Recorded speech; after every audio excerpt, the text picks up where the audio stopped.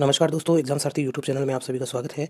दोस्तों, computer instructor भर्ती 2022 के लिए हमने स्पेशल क्लासेस शुरू की है, जिसमें हम कंप्यूटर का कंप्लीट सिलेबस कवर कर रहे हैं।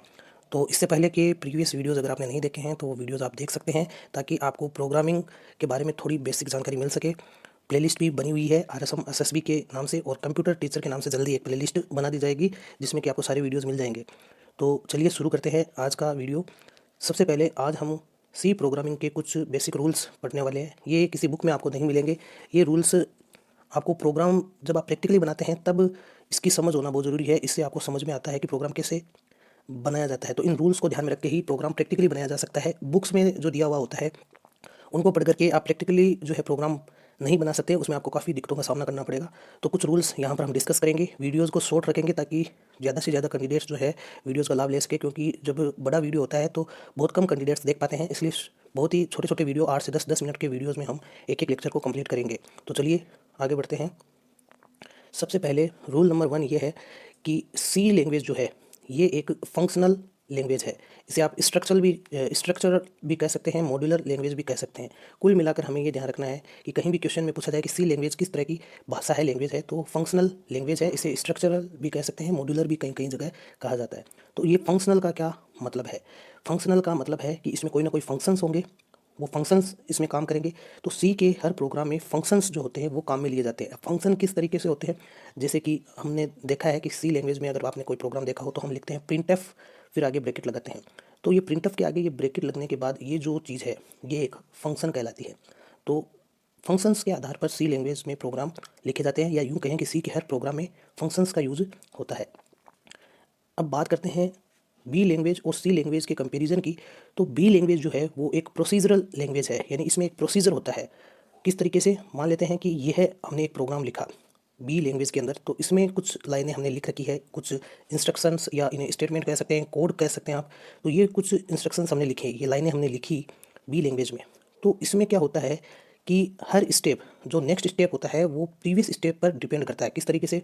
अगर मान लेते हैं कि आखिर की लाइन में अगर कोई एरर आती है, तो प्रोसीजरल बी लैंग्वेज का मतलब ये है कि अगर लास्ट लाइन में एरर आती है तो वो इसके प्रीवियस स्टेटमेंट को या लाइन को चेक करेगा, उसमें भी अगर गलती नहीं मिलती है तो उससे पहले वाले को चेक करेगा। यानी कहने का मतलब है ये आपस में एक दूसरे से कनेक्टेड रहते हैं। अगर आखिरी लाइन में भी अगर मिस्टेक एरर बताता है तो हमें पहली लाइन तक चेक करना पड़ सकता है। तो ये एक टाइम कंज्यूमिंग है। इसमें जो नेक्स्ट स्टेप है वो प्रीवियस स्टेप पर डिपेंड करता है। जबकि सी लैंग्वेज में क्या होती है कि ये एक फंक्शनल लैंग्वेज होती है। तो इसमें जो भी प्रोग्राम लिखा जाता है वो अलग अलग फंक्शंस में जो है डिवाइड कर दिया जाता है। यानी ये जो हमने यहाँ पर लाइनें बी लैंग्वेज में लिखी हैं, इन लाइनों को अलग अलग फंक्शंस में बांट दिया जाता है। जैसे कि पहले फंक्शन में 3 लाइनें आ गई, दूसरे फंक्शन में 4 लाइनें आ गई, और आखिरी फंक्शन में 2 लाइनें आ गई। तो ये 10 लाइनें जो हमने बी लैंग्वेज में लिखी थी, उन्हीं 10 लाइनों को सी लैंग्वेज में अलग अलग फंक्शंस में जो है बांट दिया गया। तो जैसा कि हमने कॉन्सेप्ट पढ़ा है कि सी लैंग्वेज का सीधा कॉन्सेप्ट यही है कि पहले क्या करो, जो हमारी कोडिंग है उसको बांटो, तोड़ो और फिर जोड़ो।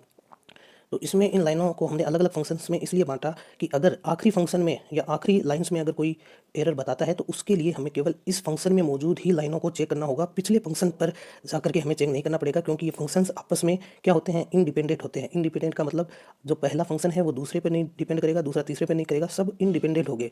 तो अगर तीसरे फंक्शन में कोई या आखिरी लाइन में कोई एरर आती है तो केवल आखिर की 2 लाइनें या आखिरी का जो फंक्शन है उसमें हमें चेक करना पड़ेगा, प्रीवियस फंक्शन को हमें चेक नहीं करना पड़ेगा। तो इसमें टाइम भी बचेगा। तो ये एक फ़ायदा है सी लैंग्वेज का।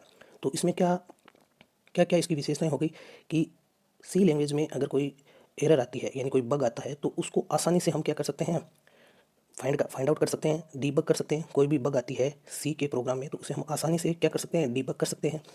दूसरा, अगर हमें कोई और प्रोग्राम बनाना हो, जैसा कि ये सी लैंग्वेज में एक प्रोग्राम हमने एक ऐप के लिए बनाया, वैसी ही एक दूसरी ऐप अगर हमें बनानी हो तो इसी कोडिंग को इस्तेमाल करते हुए कुछ फंक्शंस में नाम वगैरह चेंज करके हम नई ऐप भी बना सकते हैं। तो इसमें हम अपडेट भी कर सकते हैं, रीयूज भी इसको कर सकते हैं। अपडेट का मतलब ये है कि कुछ नए फीचर्स अगर हम जोड़ना चाहते हैं तो एक और फंक्शन इसमें हम ऐड कर देंगे, और चूंकि ये फंक्शन इंडिपेंडेंट होता है तो प्रीवियस जो फंक्शन है या प्रीवियस जो फीचर्स हैं उन पर कोई फ़र्क नहीं पड़ेगा, और हमें एक नई अपडेट अपने ऐप में या प्रोग्राम में दे सकते हैं।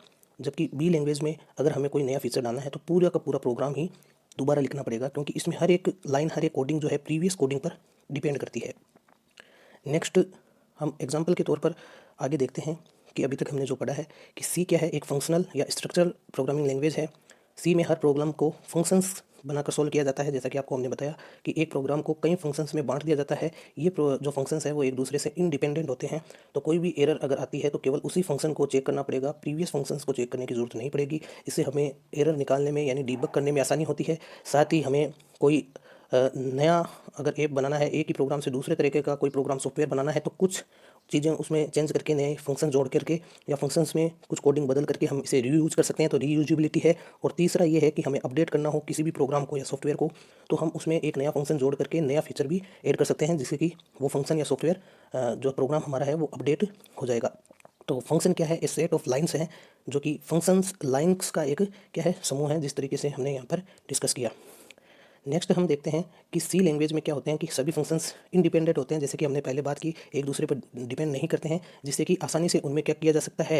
एडवांटेज यही है कि आसानी से डीबग किया जा सकता है, कोई भी एरर है तो उसको आसानी से फाइंड आउट किया जा सकता है। दूसरा ये है कि उसमें रीयूजेबिलिटी है, उसमें कुछ लाइन्स या कोडिंग में चेंज करके हम उसी प्रोग्राम की कॉपी बना करके एक नया प्रोग्राम बना सकते हैं, कुछ लाइनें चेंज करके, उसका नाम बदल के या उसमें जो डेटा है वो बदल के।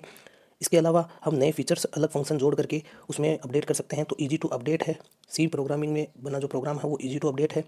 जैसे कि अगर हम एक कैलकुलेटर के लिए कोई सॉफ्टवेयर बनाएं जिसमें हमें प्लस माइनस मल्टीप्लिकेशन और डिवाइड ये फंक्शंस जोड़ने हैं, तो हम क्या करेंगे, एक सी लैंग्वेज में जो प्रोग्राम बनाएंगे उसमें ऐड का एक प्रोग्राम जोड़ देंगे।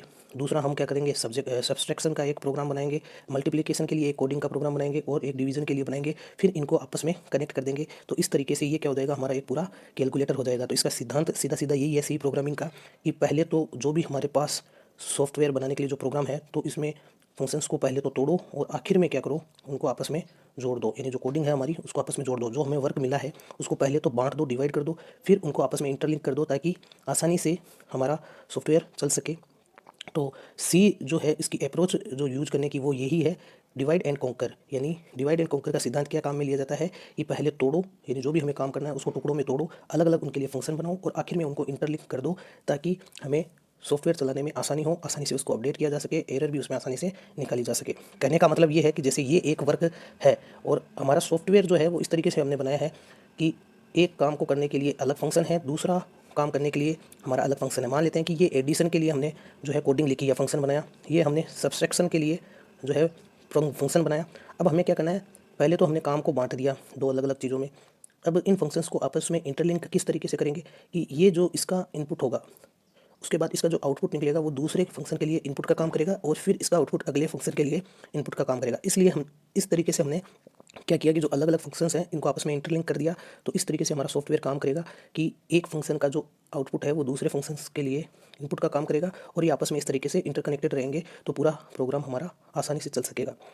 तो अगर बात करते हैं फंक्शन किस तरीके से बनाते हैं, तो फंक्शन बनाना, फंक्शन डिफिनेशन का मतलब यही होता है फंक्शन बनाना। तो किस तरीके से हमें सिंटेक्स यहाँ पर यूज़ करने हैं, तो किसी भी प्रोग्राम में हमें 5 सिंटेक्स जो है वो यूज़ किए जाते हैं। तो उसमें क्या होता है, सबसे पहले नाम आता है कि भाई नाम क्या है। नेम हमें लिखना ज़रूरी होता है कि हमें क्या करवाना है उस प्रोग्राम में, पर्टिकुलर प्रोग्राम में। नाम के बाद में आता है पैरेंथेसिस, यानी ये जो ब्रैकेट लगता है। तो यहाँ पर अगर हम लिखें पूरा एक फंक्शन बनाए सी प्रोग्रामिंग का, तो सबसे पहले नेम आएगा, उसके बाद ब्रैकेट में जो ये ब्रैकेट हम लगाते हैं ये आता है, इसे कहते हैं पैरेंथेसिस। उसके बाद में हम स्कोप या बॉडी, ये जो यहाँ पर ब्रैकेट्स लगाए हैं हमने, ये कहलाती है इसकी फंक्शन की या प्रोग्राम की बॉडी। रिटर्न टाइप वो होता है जो कि आउटपुट निकल के आता है, जो भी हमें आउटपुट चाहिए होता है वो हम यहाँ नेम के आगे पहले लिखते हैं।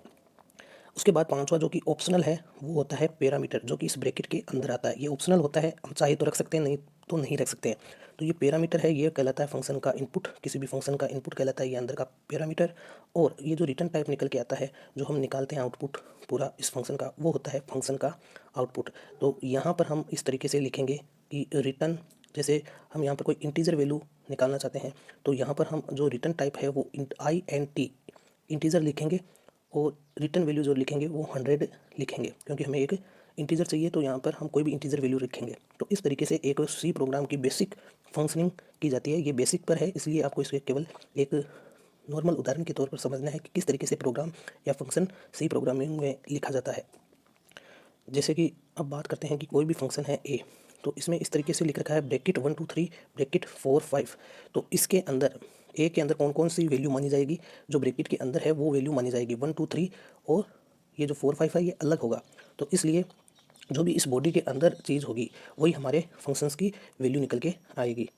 अब नेक्स्ट हम कुछ क्वेश्चंस देख लेते हैं, उसके बाद आगे के रूल्स पढ़ेंगे क्योंकि वीडियो बहुत ज़्यादा लंबा ना हो इसलिए रिवाइज कर लेते हैं। सी भाषा का विकास कब हुआ था, तो इसका आपने पढ़ा था प्रीवियस वीडियो में 1972। नेक्स्ट है कि सी भाषा का विकास कहाँ हुआ था, तो इसका सही आंसर है AT&T बेल लेबोरेटरी। इसके बाद में सी की पूर्ववर्ती भाषा कौन सी थी, तो बी लैंग्वेज थी, प्रीवियस वीडियोज़ में हमने डिस्कस किया था। नेक्स्ट है कि सी एक लैंग्वेज है, कौन सी लैंग्वेज है, हाई लेवल लैंग्वेज। अगला है कि सी भाषा जो है वो एक पोर्टेबल प्रोग्रामिंग लैंग्वेज है, प्रीवियस वीडियो में हमने इसके बारे में डिटेल में पढ़ा था। अगला है कि सी भाषा जो है वो क्या है, एक स्ट्रक्चरल प्रोग्रामिंग है, फंक्शनल प्रोग्रामिंग है, मॉड्यूलर प्रोग्रामिंग है। नेक्स्ट कंप्यूटर भाषा जिसे उपयोगकर्ता यानी यूज़र जो है वो आसानी से समझ सकता है। यूज़र का मतलब यहाँ पर है प्रोग्रामर से, और जो उस सॉफ्टवेयर को काम लेने वाले हैं जो आम लोग हैं वो होते हैं एंड यूज़र। ये हमने प्रीवियस वीडियोज़ में बात की थी। तो हाई लेवल लैंग्वेज जो है वो यूज़र को या प्रोग्रामर को आसानी से समझ आती है।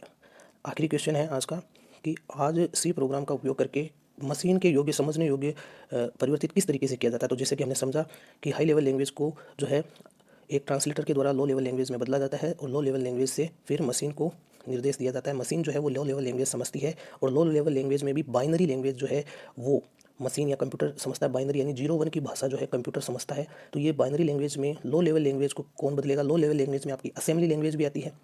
तो जो कंपाइलर होगा वो हाई लेवल लैंग्वेज से लो लेवल लैंग्वेज यानी असेंबली लैंग्वेज में इसे चेंज करेगा, और असेंबली लैंग्वेज को बाइनरी में असेंबलर चेंज करेगा। लेकिन यहाँ पर हमने पढ़ा है कि हाई लेवल लैंग्वेज से लो लेवल लैंग्वेज में यानी मशीन के समझने के योग्य रूप में परिवर्तित कौन करेगा, तो वो करेगा कंपाइलर। लो लेवल लैंग्वेज में कौन बदलेगा, कंपाइलर। और लो लेवल लैंग्वेज में भी असेंबली लैंग्वेज जो है उसको बाइनरी लैंग्वेज में कौन बदलेगा, वो होगा असेंबलर। तो ये था आज का हमारा सी प्रोग्रामिंग का लेक्चर। अगले वीडियोज़ में हम आगे के रूल्स पढ़ेंगे और कंप्लीट सिलेबस को कवर करेंगे। वीडियो पसंद आए तो इसे लाइक करें, शेयर करें, चैनल को सब्सक्राइब करें। धन्यवाद।